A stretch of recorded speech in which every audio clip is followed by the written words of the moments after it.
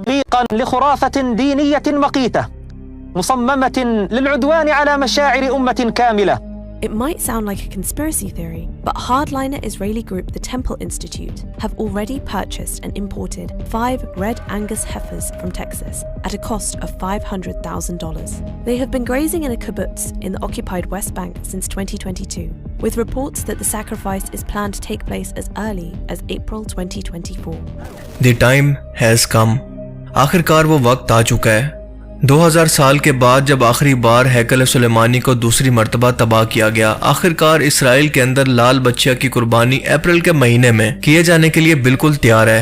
वो कुर्बानी जिसके बाद मस्जिदुल अक्सा को शहीद करने के बाद तीसरी मर्तबा हैकल सुलेमानी को तामीर किया जाएगा, जो कि यहूदी कौम के लिए इतना ही मुकद्दस और अहम तरीन है जितना मुसलमानों के लिए खाना काबा।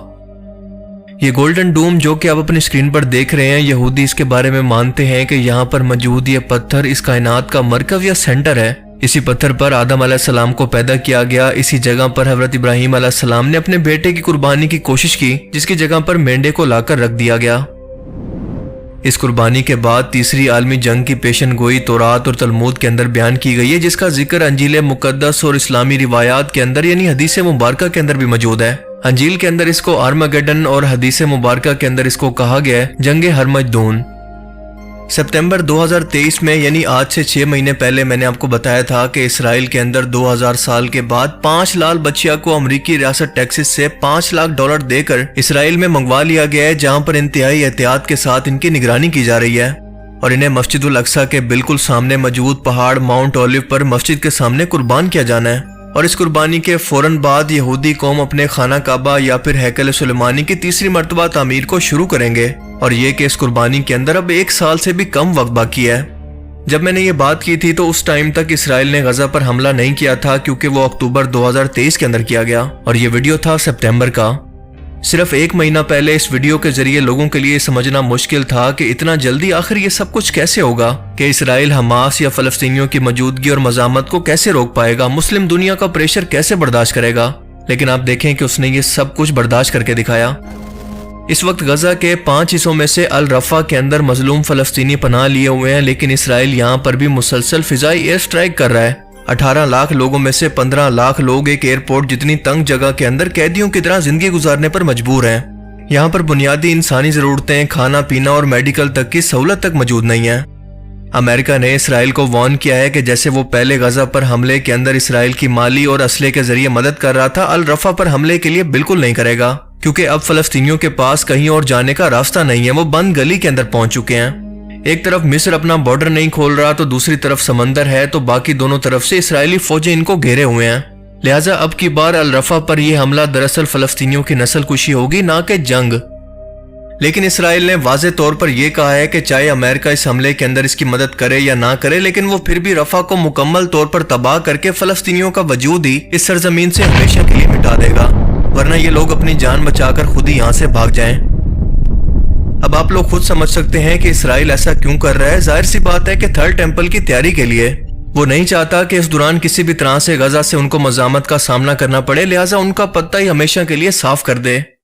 दूसरी तरफ वो मुसलमान उम्मत की नब्ज को भी देख चुका है कि इन जैसे बेहिस बेगैरत हुक्मरान मौजूद हों तो इसे ज्यादा सोचने की जरूरत ही नहीं है, जिन्होंने अपने मुसलमान भाइयों, औरतों, बच्चों को इसराइली फौज के रहमो करम पर छोड़ दिया है। यहाँ तक कि खुद सऊदी अरेबिया यमन के हूती बागियों की तरफ से इसराइल के शिप्स के लिए सुएज कैनाल का रास्ता बंद करने के बाद से इसराइली आर्मी को ये ऑयल उर्दन के रास्ते यानी बाय रोड ये तेल पहुंचा रहा है, और यही वो तेल है जो कि इसराइली जहाजों के अंदर गजा पर बमबारी के लिए इस्तेमाल होता है या फिर इनके टैंकों के अंदर इस्तेमाल होता है। बहरीन, कतर, यमन, लिबनान, उर्दन ने काफी हद तक गजा की माली मदद तो की है, लेकिन सऊदी अरेबिया, यूएई और इजिप्ट यानी मिस्र जैसे मुल्क टोटली बेहिस हो चुके हैं। पूरी मुस्लिम दुनिया को तो छोड़ दें, अगर सिर्फ अरब मुल्क इकट्ठे होकर इसराइल के खिलाफ एक ताकत बन जाएं, इसका बाइकआउट कर दें, तो इसका वजूद एक दिन भी बाकी नहीं रह सकता। मगर अफसोस कि ये अजमी मुसलमान है, अरबी नहीं, क्योंकि अरबी मुसलमान तभी खत्म हो गए थे जब इनसे सल्तनत उस्मानिया ने बादशाह छीनी थी।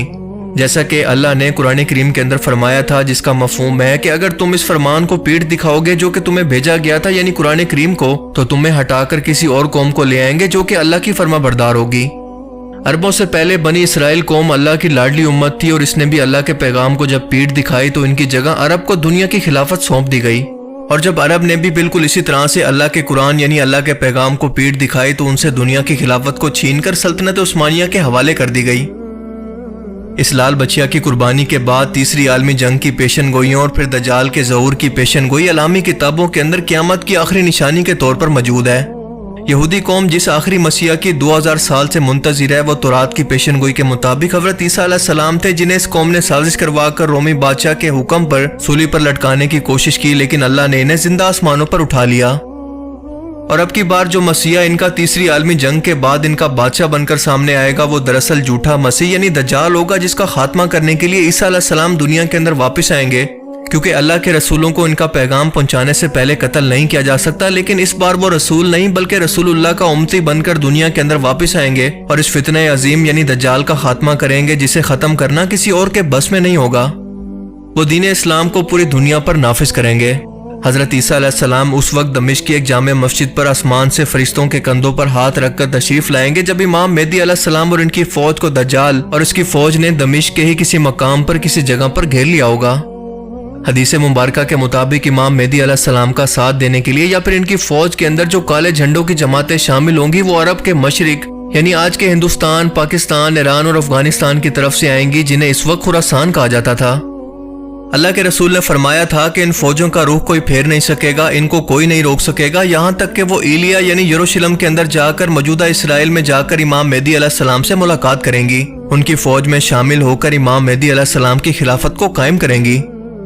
اب اس پیشن گوئی کے مطابق یہاں پر یہ بات سمجھنا انتہائی ضروری ہے کہ یقیناً اس وقت خراسان کے اندر خلافت کا نظام قائم ہو چکا ہوگا، تبھی تو وہ فوجیں امام مہدی علیہ السلام کا ساتھ دینے کے لیے یا پھر ان کی مدد کرنے کو پہنچیں گی۔ اللہ کے رسول نے فرمایا تھا کہ اگر تمہیں گھٹنوں کے بل گھسیٹ کر بھی جانا پڑے تو امام مہدی علیہ السلام کی فوج کے اندر شامل ہو جانا، کیونکہ وہ جنتی لشکر ہوگا۔ افغانستان میں حال ہی میں اسلامی خلافت کا نظام، پاکستان کے اندر ڈکٹیٹرشپ کے خاتمے کے اشارے، ہندوستان کے اندر مسلمانوں پر بڑھتے فسادات، کیا یہ سب کچھ بلا وجہ ہو رہا ہے؟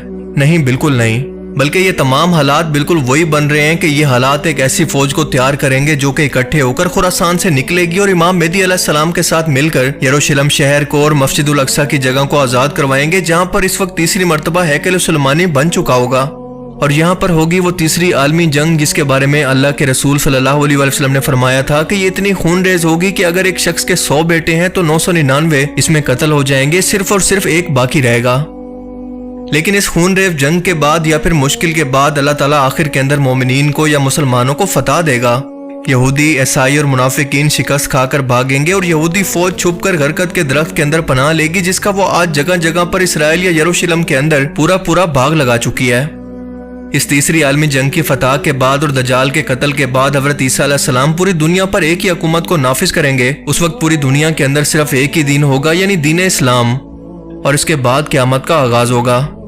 اب آپ خود اندازہ لگائیں کہ ہم اینڈ ٹائمز یعنی قیامت کے کتنا قریب پہنچ چکے ہیں۔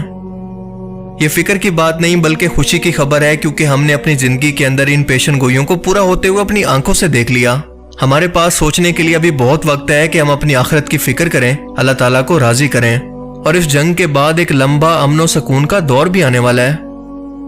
ہم انسان چاہیں یا نہ چاہیں ہمیں موت تو ویسے بھی ایک نہ ایک دن آنی ہے، تو کیوں نہ ہم ان خوش نصیب لوگوں کے اندر شامل ہو کر ہمیشہ کی جنت کا سودا کریں، جو امام مہدی علیہ السلام کے ساتھی اور رسول اللہ صلی اللہ علیہ وسلم کے فرمان کے مطابق جنتی گروہ کے اندر شامل ہوں گے، جنہیں آپ نے خود جنت کی بشارت دی۔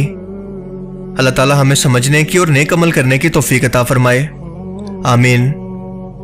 باقی آپ لوگ اس بارے میں کیا سوچتے ہیں، اپنی قیمتی رائے کا اظہار کمنٹ سیکشن میں ضرور کریں۔ Thanks for watching this video. اللہ حافظ۔